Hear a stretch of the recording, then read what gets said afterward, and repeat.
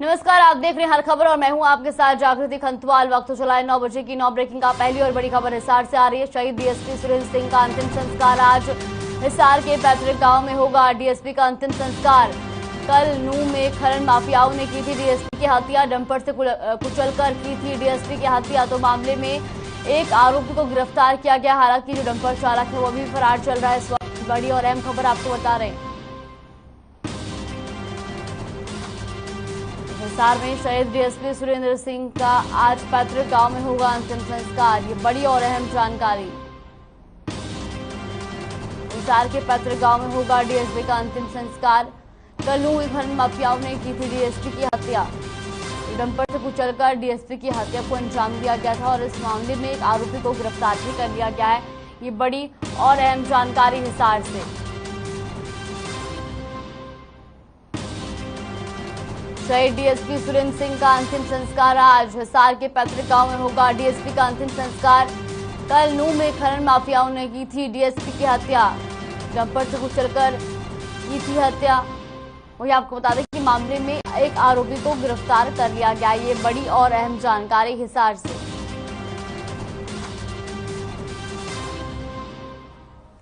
हिसार में शहीद डीएसपी सुरेंद्र सिंह का आज होगा अंतिम संस्कार। हिसार के पैतृक गांव में होगा अंतिम संस्कार। कल नूह में खनन माफियाओं ने की थी डीएसपी की हत्या और डंपर से कुचलकर की थी डीएसपी की हत्या। तो यहाँ आपको बता दें इस पूरे मामले में दो आरोपियों और एक को गिरफ्तार कर लिया गया है। तो साथ ही साथ आपको ये भी बता दें कि जो खनन माफिया है उनके हौसले लगातार बुलंद होते नजर आ रहे हैं। इस तरह की वारदात ने सबका जो दिल है वो दहला के रख दिया है।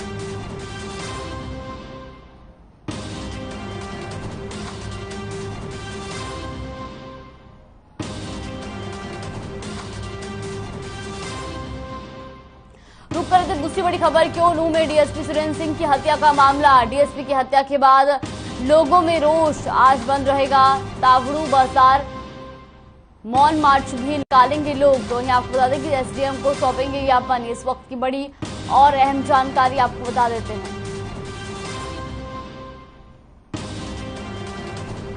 ये बड़ी और अहम खबर नूह से आपको बता रहे हैं, जहां पर आपको बता दें कि डीएसपी सुरेंद्र सिंह की हत्या का मामला ये बताया जा रहा है, जिसमें डीएसपी की हत्या के बाद लोगों में रोष देखने को मिला है। तो वहीं आज बंद रहेगा तावड़ू बाजार, मौन मार्च भी निकालेंगे लोग। तो एसडीएम को ज्ञापन सौंपेंगे लोग। और साथ साथ आपको बता दें कि प्रदेश में खनन माफियाओं के हौसले लगातार बुलंद होते नजर आ रहे हैं।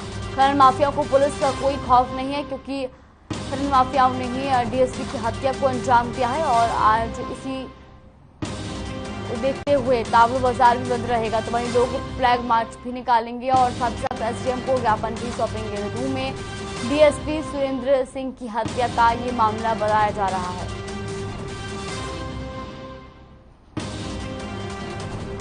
डीएसपी की हत्या के बाद लोगों में रोष देखने को मिल रहा है और आज बंद रहेगा तावड़ू बाजार। तो आपको बता दें कि मौन मार्च भी निकालेंगे लोग।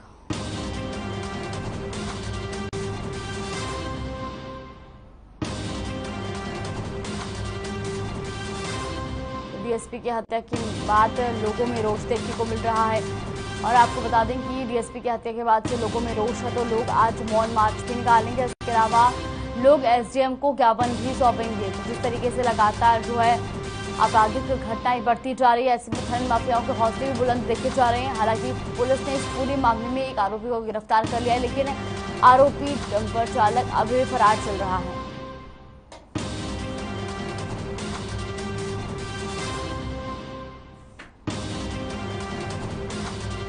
आपको बता दें कि तीसरी और बड़ी खबर आपको बता दें, चंडीगढ़ से जहां सुरेंद्र पवार को मिली बड़ी राहत। ज्ञानचंद गुप्ता ने इस्तीफा किया नामंजूर।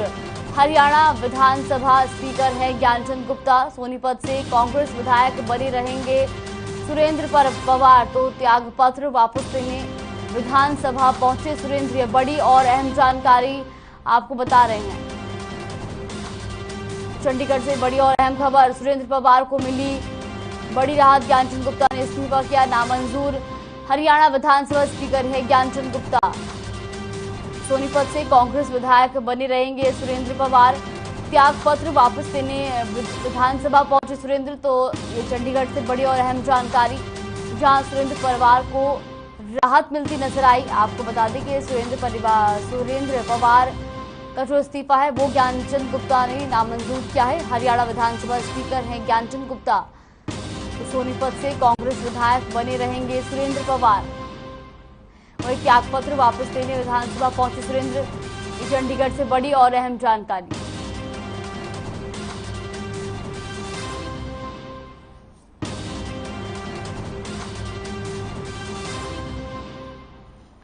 हरियाणा विधानसभा स्पीकर ज्ञानचंद गुप्ता ने कांग्रेस विधायक सुरेंद्र पवार का इस्तीफा नामंजूर किया है, और जिसके बाद त्यागपत्र लेने वापस विधानसभा पहुंचे सुरेंद्र पवार।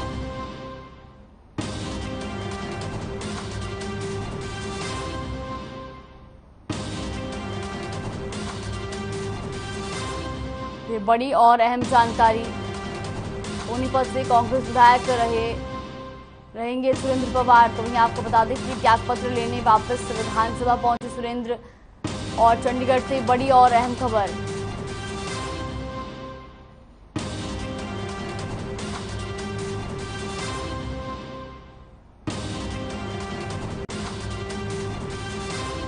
तो बड़ी और अहम जानकारी, सोनीपत से कांग्रेस विधायक बने रहेंगे सुरेंद्र पवार। त्यागपत्र वापस लेने विधानसभा पहुंचे सुरेंद्र, चंडीगढ़ से बड़ी और अहम जानकारी। सुरेंद्र पवार को राहत मिलती नजर आ रही है, क्योंकि आपको बता दें कि विधानसभा स्पीकर ज्ञानचंद गुप्ता ने सुरेंद्र पवार का इस्तीफा नामंजूर किया है, और अब वो सोनीपत से कांग्रेस विधायक बने रहेंगे।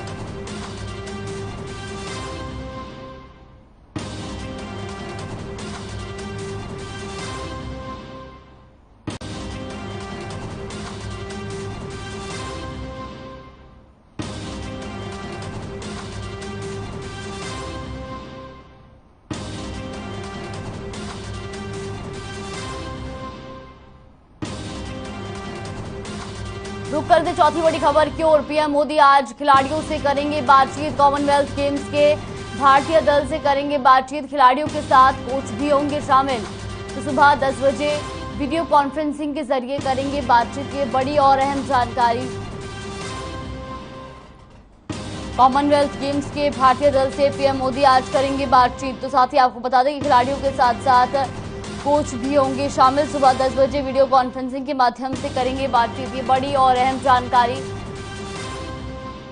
कॉमनवेल्थ गेम्स के भारतीय दल से पीएम मोदी आज बातचीत करेंगे।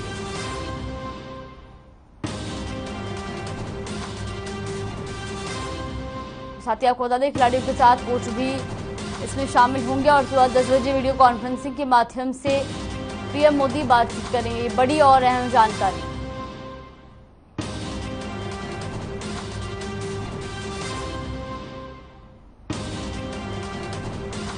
कॉमनवेल्थ गेम्स के भारतीय दल से करेंगे बातचीत। खिलाड़ियों के साथ कोच भी होंगे शामिल।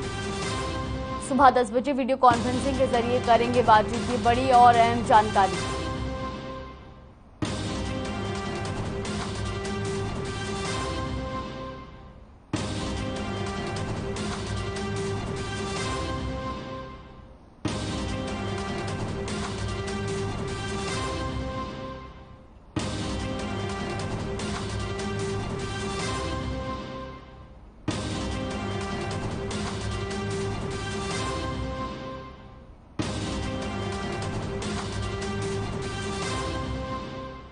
रुक कर दे पांचवी बड़ी खबर की ओर। संसद के मानसून सत्र का आज तीसरा दिन। सुबह 11 बजे शुरू होगी दोनों सदनों की कार्यवाही। कई मुद्दों पर सरकार को घेरने की तैयारी में विपक्ष। तो 12 अगस्त तक चलेगा संसद का मानसून सत्र। ये बड़ी और अहम जानकारी आपको बता रहे मानसून सत्र से जुड़ी, जहां सदन के मानसून सत्र का आज तीसरा दिन है। तो वही 11 बजे शुरू होगी दोनों सदनों की कार्यवाही। ऐसे में कई मुद्दों पर सरकार को घेरने की तैयारी में विपक्ष नजर आ रहा है। तो वहीं आपको बता दें कि 12 अगस्त तक ये मानसून सत्र चलने वाला है। ये बड़ी और अहम जानकारी, जहां संसद के मानसून सत्र का आज तीसरा दिन है।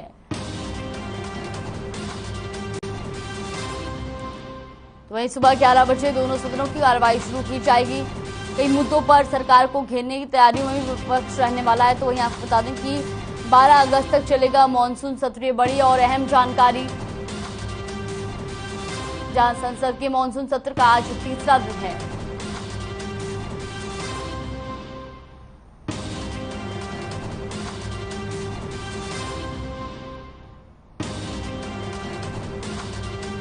आपको बता दें कि संसद के मानसून सत्र का आज तीसरा दिन है। 12 अगस्त तक मानसून सत्र चलने वाला है। तो आज 11 बजे शुरू होगी दोनों सदनों की कार्रवाई और कई मुद्दों पर सरकार को घेरने की कोशिश में है विपक्ष। तो ये बड़ी और अहम जानकारी आपको बता दें, आज संसद के मानसून सत्र का तीसरा दिन है। तो वहीं सुबह 11 बजे शुरू होगी दोनों सदनों की कार्रवाई। कई मुद्दों पर सरकार को घेरने की तैयारी में विपक्ष। 12 अगस्त तक चालू होगा मानसून सत्र।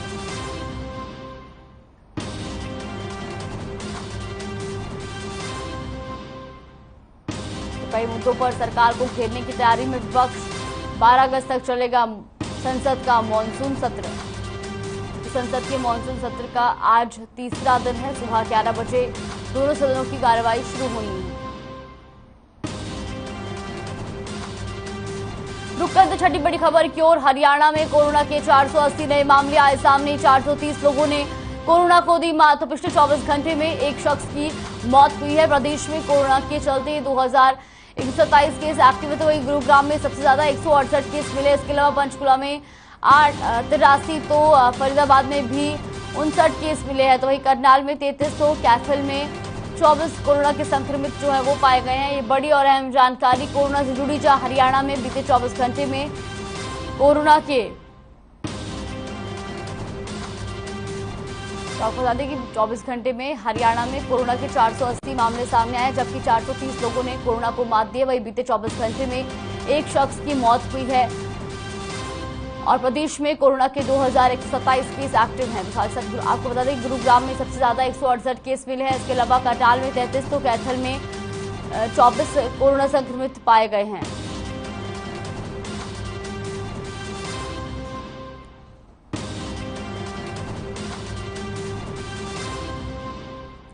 पिछले 24 घंटे में एक शख्स की कोरोना के चलते मौत हुई है। वहीं अगर बात की जाए बीते 24 घंटे में एक्टिव केस होंगे, तो बीते 24 घंटे में 480 कोरोना के संक्रमितों की पुष्टि हुई। तो वही 430 लोग जो हैं वो कोरोना को मात देकर ठीक हुए हैं और बीते 24 घंटे में एक शख्स की कोरोना के चलते मौत हुई है।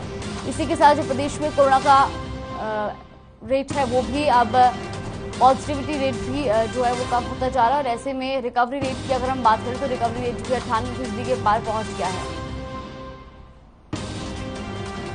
गुरुग्राम में सबसे ज्यादा मामले सामने आए। करनाल में 33 और कैथल में भी जो है 24 से कोरोना के संक्रमित पाए गए हैं।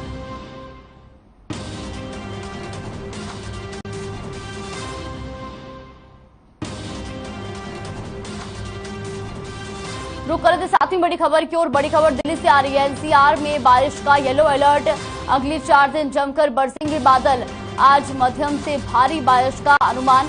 अधिकतम तापमान 32 डिग्री तक रहने का अनुमान लगाया जा रहा है। तो वहीं न्यूनतम तापमान 25 से 27 डिग्री तक रहेगा। ये बड़ी और अहम खबर आपको बता रहे हैं, जहां पर मौसम विभाग द्वारा एक जानकारी दी जा रही है। और साथ साथ आपको बता दें कि अब दिल्ली एनसीआर में बारिश का येलो अलर्ट जारी किया गया है। बड़ी और अहम जानकारी आपको बता रही, जहां दिल्ली एनसीआर में बारिश का अलर्ट जारी किया गया। तो वही अगले 4 दिन जमकर बारिश होने वाली है। ऐसे में आज मध्यम से भारी बारिश का अनुमान लगाया जा रहा है। तो वही अधिकतम तापमान 32 डिग्री तक रहने का अनुमान भी लगाया जा रहा है। वही न्यूनतम तापमान 25 से 27 डिग्री तक रहेगा।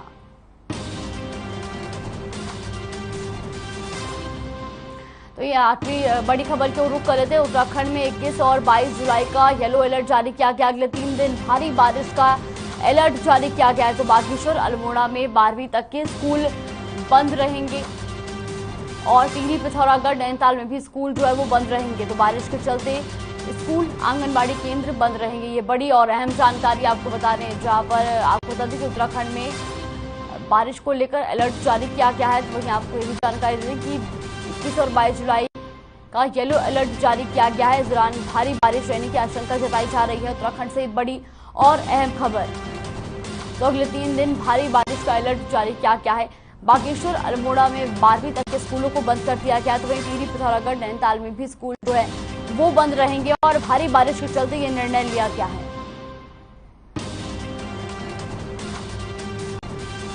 रुक करते हैं 9 बजे की 9 और नवी और अहम बड़ी खबर की ओर। दिल्ली दौरे पर रहेंगे जेपी नड्डा। दोपहर 12 बजे पहुंचेंगे लेडी हार्डिंग अस्पताल। टीकाकरण केंद्र का करेंगे दौरा। बीजेपी के राष्ट्रीय अध्यक्ष हैं जेपी नड्डा। ये बड़ी और अहम जानकारी। दिल्ली दौरे पर रहेंगे जेपी नड्डा। दोपहर 12 बजे पहुंचेंगे लेडी हार्डिंग अस्पताल। टीकाकरण केंद्र का करेंगे दौरा। तो वहीं आपको बता दें कि बीजेपी के राष्ट्रीय अध्यक्ष हैं जेपी नड्डा। ये बड़ी और अहम जानकारी। दिल्ली दौरे पर रहेंगे जेपी नड्डा। केंद्रीय सड़क परिवहन मंत्री नितिन गडकरी ने हरियाणा को बड़ी सौगात दी है। केंद्रीय कैबिनेट मंत्री नितिन गडकरी ने हरियाणा को 3500 करोड़ के हाईवे और एलिवेटेड हाईवे प्रदेश को समर्पित किए हैं। इन 3 नई हाईवे में Gurugram Sohna elevated highway, Rewari Ateli highway और भिवानी बाईपास शामिल है। इन सड़क परियोजनाओं का शुभारंभ होने से प्रदेश में सड़क कनेक्टिविटी बढ़ी है। तो वहीं इन हाईवेओं से निकलने से न केवल सफर सुहावना होगा बल्कि हरियाणा में विकास की तरक्की के साथ साथ हरियाणा की तस्वीर भी बदलेगी। साथ ही सीएम मनोहर लाल ने गुरुग्राम पहुंचकर इस हाईवे का लोकार्पण किया है।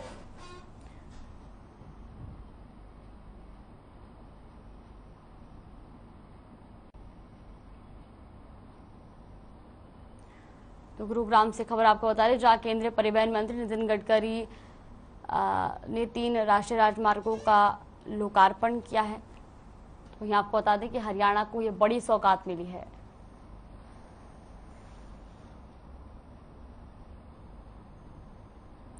खबर रेवाड़ी से है, जहां पूर्व वित्त मंत्री कैप्टन अजय सिंह यादव के पीए रह चुके कांग्रेस नेता महावीर मसानी पर युवती से छेड़छाड़ और जान से मारने की धमकी देने का आरोप लगा है।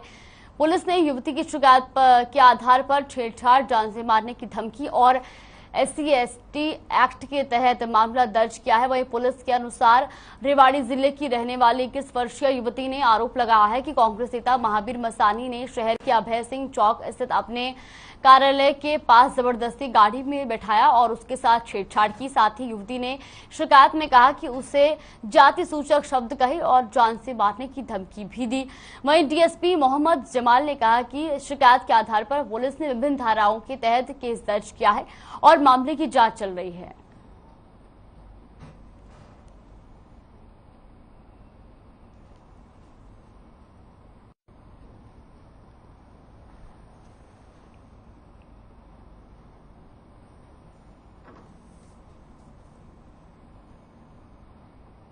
कुरुक्षेत्र के उपमंडल शाहबाद की महिला को एक व्यक्ति ने शादी का झांसा देकर पिछले 7 साल से महिला का शारीरिक शोषण कर रहा था। तो वहीं महिला की शिकायत के आधार पर पुलिस ने आरोपी को गिरफ्तार कर लिया है। थाना प्रभारी देवेंद्र कुमार ने जानकारी देते हुए बताया कि आरोपी शादी का झांसा देकर महिला के साथ शारीरिक संबंध बना रहा था, लेकिन महिला ने जब शादी करने के लिए दबाव डाला तो आरोपी ने शादी करने से मना कर दिया। वहीं आपको बता दें कि जिससे महिला ने तंग आकर उसकी शिकायत पुलिस को दे दी। फिलहाल पुलिस ने आरोपी को गिरफ्तार कर लिया और पुलिस इस पूरे मामले की जांच में जुट गई है। वहीं आपको बता दें कि आरोपी को कोर्ट में पेश करके कोर्ट के आदेश के अनुसार आगामी कार्रवाई की जाएगी।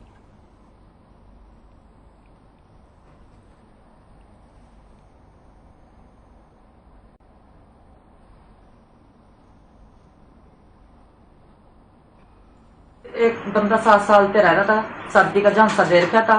मनु ने पता कहा था मैं कमा रहा हूँ। मनु तो 2 साल बाद पता लगा। मैंने उसको जोड़ दिया शादी का, तो मेरे जो भी पैसे थे वो भी लेकर अपना घर बार सारा कुछ बना लिया। मनु तो बंदूका करके रख दिया उसने। अरे वो दौड़ गया। मैंने कहा मैं जो मर्जी कर ले, कहा मेरा मैं कुछ नहीं दिंदा। तेन कहा कितने साल से रह रहे थे? 7 साल से रह रहा मेरी गलो जी। अरे 9 तारीख में भी मेरे पास से ही गया। सारा मेरे पास प्रूफ है, मकान मालिक भी गवाह कराया, मैं दे रही हूँ, सारा कुछ मैं कर रही हूँ। और उसमें जो लेडी है उसने एलिगेशन लगाया ये जो व्यक्ति है प्रदीप कुमार, इसके साथ 7 साल से इसके साथ संबंध है और बाद में इसने शादी का झांसा देकर इससे शादी नहीं करी और इसको छोड़ दिया। तो लड़की ने दरखास्त दी और इस दरखास्त को मद्देनजर रखते हुए हमने FIR दर्ज कर लिया और प्रदीप कुमार को हमने अरेस्ट कर लिया है। आज JC को इसको राज्य सरकार की ओर से नंबरदारों को डिजिटलाइजेशन से जोड़ने की पहल के तहत मंगलवार को तोशाम के चौधरी बंसीलाल राजकीय महिला महाविद्यालय में बवानीखेड़ा और सिवानी तहसील के 282 नंबरदारों को स्मार्टफोन दिए गए। नंबरदारों को मोबाइल वितरण समारोह का कार्य नोडल अधिकारी और भिवानी के एसडीएम संदीप अग्रवाल और तोशाम से एसडीएम मनीष कुमार फोगाट की देखरेख में संपन्न हुआ।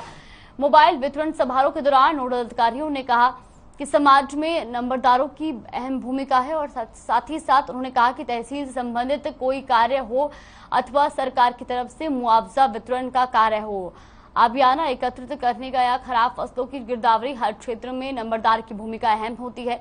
नंबरदारों को दिए गए स्मार्टफोन गांव की समस्याओं को प्रशासन तक पहुंचाने में निर्णायक साबित होंगे। साथ ही नंबरदारों की कार्यकुशलता में भी बढ़ोतरी होगी और कार्यों में तेजी लाने के प्रमुख कारक बनेंगे।